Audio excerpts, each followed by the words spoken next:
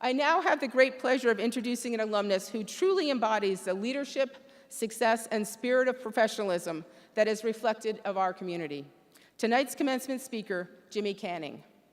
Jimmy earned his bachelor's degree in civil engineering from UT Austin in 1979 and immediately began working for Exxon in West Texas. In 2017, he retired from ExxonMobil after more than 37 years of service.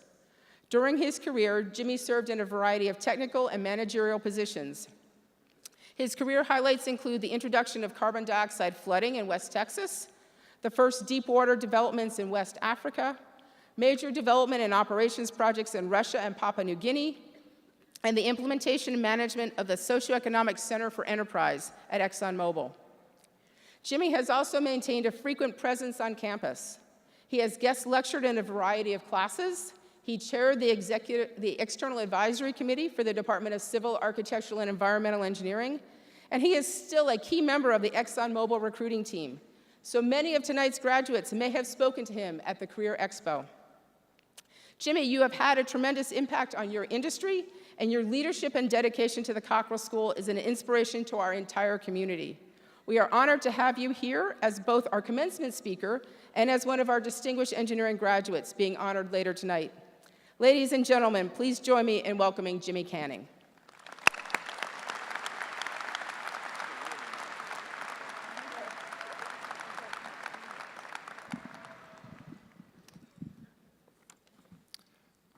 Wow, look at you. Way to go. Thank you, Dean Wood, for that very nice introduction for me. And I'd like to say good evening to the distinguished guests, parents, family, and friends, but most importantly, good evening to the Cockrell School Engineering graduates tonight. You did it. Way to go.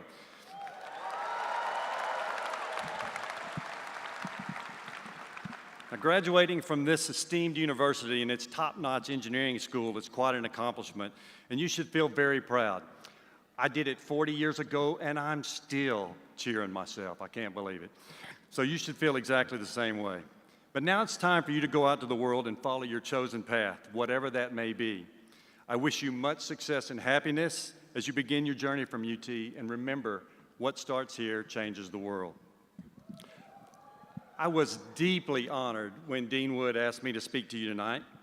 And when she did, I asked her if there's anything she'd like for me to talk to you about. And she said, just give some profound wisdom to the graduates that you've gained going through your career. So I thought about that, and I thought about profound. And I thought, okay, right off the bat, we're going to get this out in the open. Despite a lot of pressure from other commencement speakers, there's no way I can pay for your student loan debt. I'm sorry. I'd love to, but I can't do it. So then I thought about wisdom, and I thought about you. And the problem is that I know you. I know many of you. As Dean Wood said, I've spoken at some of your classrooms. I've spoken in your student organizations. I've mentored some of you. I have interviewed and recruited some of you, and I know how good you are. And you are darn good. So me giving you wisdom, I got nothing. So what I'd like to do instead is talk about you and what you're about to do, and that's change the world.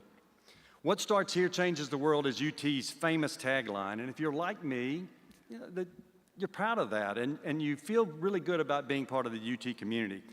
But like me, you probably wondered what it really means to us as engineering graduates, and what are we supposed to do? Are we supposed to go out and invent a revolutionary device of some kind, design and build an innovative building, write a new time-saving app or algorithm, or even find a new eco-friendly fuel source? Fairly daunting expectations that change the world, don't you think? But what I'd like to offer, and as it might surprise you, it's a lot simpler than that. But first of all, it's important to understand that the what in what starts here changes the world is you. You do it, you start here, and you go out and change the world. Now, like many of you, I was a Cub Scout and then a Boy Scout during grade school. A British Army officer by the name of Sir Robert Baden-Powell is generally considered the father of modern scouting. He not only founded the Boy Scout movement in 1907, but along with his sister Agnes, he founded the Girl Scout movement in 1910. He's also famous for this line, "Try to leave a place better than you found it." As a scout, we were taught that meant when we went to a campsite and pitched our tent, to try to leave that place cleaner than we found it when we got there. Or when we're on a hike, pick up some trash along the way and make the trail a little bit more pristine than we found it. But as I got older, I realized that leave a place better than you found it meant so much more.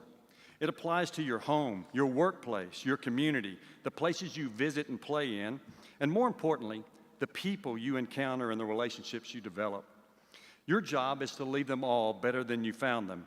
And contrary to what most people think, it's often the little things that make the biggest impact. So no matter where you are or what you're doing, you can leave a place better than you found it by doing simple things, such as helping a neighbor or a colleague with a task, giving someone a kind word or some helpful advice, volunteering your time and resources, or simply picking up a piece of trash. Just by lending a hand and being polite and courteous to others is leaving them better than you found them. When one of my favorite country songs, Tim McGraw sings, "When you get where you're going, don't forget to turn back around and help the next one in line. Always stay humble and kind." That's leaving a place better than you found it. It doesn't have to be a big thing that you might do to a person or a place to make it better than you found it. And you shouldn't think that doing a small thing doesn't matter. It does. There's a story of a man who was taking a walk along a beach early one morning. A huge storm had raged the night before, and the beach was strewn with driftwood and seaweed, as well as thousands of starfish that got caught up in the storm surge and deposited on the beach.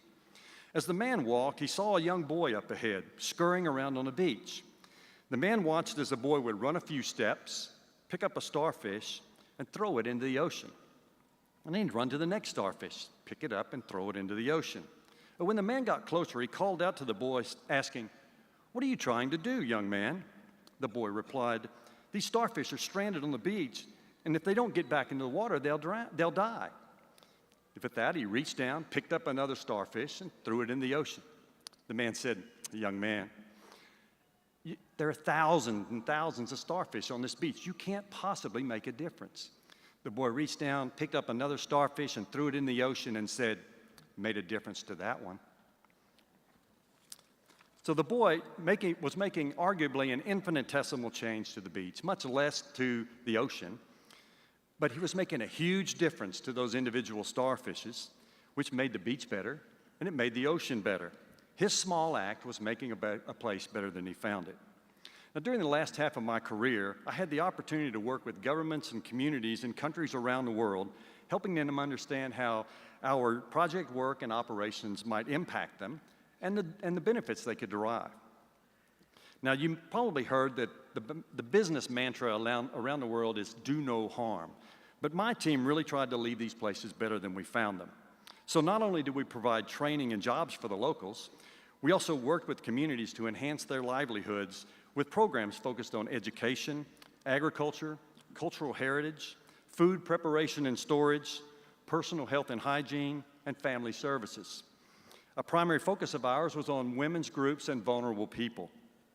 In some cases, we were making major changes to communities, like building a school or setting up a cultural museum.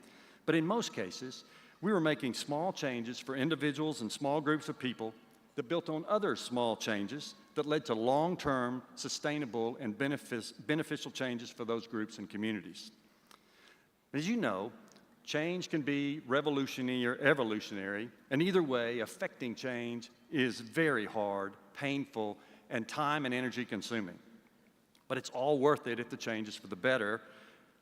How do you know if the change that you're making is for the better and if you were successful?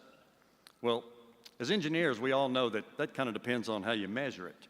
But maybe the best way is to test it against what Ralph Waldo Emerson, the great American philosopher and poet, had to say about what success is. To laugh often and love much, to win the respect of intelligent persons and the affection of children, to earn the approval of honest critics and endure the betrayal of false friends, to appreciate beauty, to find the best in others, to give of oneself without the slightest thought of return, to leave the world a bit better, whether by a healthy child, a rescued soul, a garden patch, or a redeemed social condition, to have played and laughed with enthusiasm and sung with exultation, to know that even one life has breathed easier because you have lived, This is to have succeeded. Now, I'm confident that some of you will follow in the steps of some of our world-renowned UT inventors, such as Professor John Goodenough with the lithium-ion battery and Professor Joe Beeman with 3D printing, our trailblazers and innovators like alumni Alan Bean and Stephanie Wilson, who went into space, or alumni Mike Walker, Dick Perkins, Jeff Hildebrand, and of course, Ernest Cockrell, who started and led major companies. And like them, you'll do groundbreaking, world-changing work in your field and be recognized and rewarded for it. Heck, you might even do something really cool like alumna Jeannie Leavitt, who became the United States Air Force's first female fighter pilot in 1993, but who recently trained Brie Larson for her role in the Captain Marvel movie.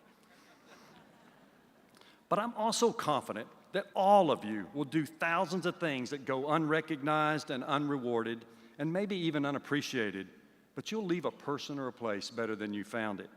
By doing those things throughout your career and your life, you will definitely be successful, and you will do your part to change the world. So I challenge you, no, I implore you to start here, start tonight, and change the world. Hold the door, say please, say thank you. Take time to thank those who have helped you get to this day, and then help someone else get to their goals. Get involved in your community, give back to a cause that's meaningful to you, support your University of Texas and the Cockrell School of Engineering. Change the world by doing whatever is in your power and to leave each person in place that you encounter better than you found it, even if that means doing it one starfish at a time. And always remember to hook 'em horns. Thank you.